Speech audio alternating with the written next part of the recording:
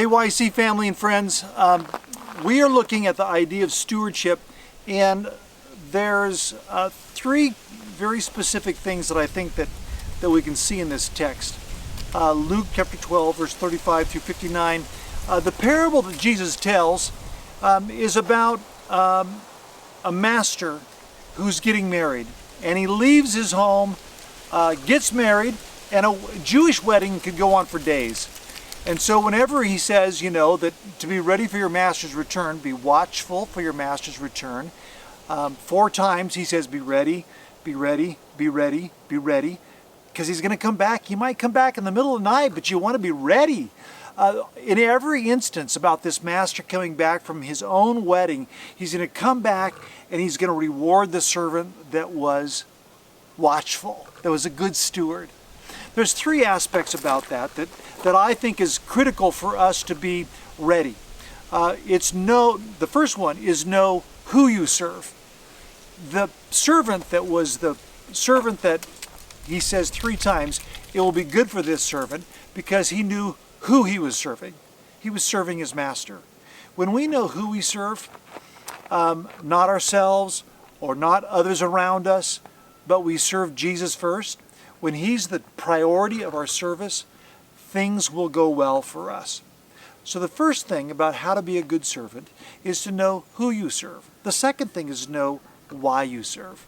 Why we serve is because true fulfillment, that the Lord wants to give us the desires of our heart, and the desires of our heart is to know him, is to long for him, is to look for his appearing. The fulfillment that comes knowing that I've done my best with what I've been given, that's the reason why I serve. I serve because I serve an audience of one. The Master and the desires he's given me to do well with what I've been entrusted with. Why serve? Because it's what brings true fulfillment. When I do self-serving things, it undercuts fulfillment. It'll never satisfy. But when I am selfless, serving for him, ultimate fulfillment comes in. I know who I serve, the Father.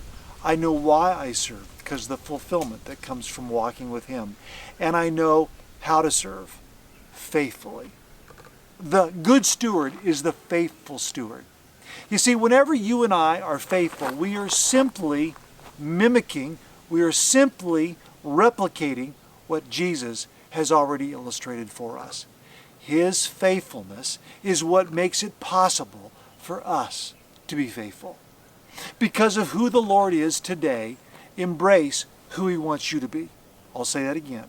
Because of who the Lord is today, embrace who he wants you to be.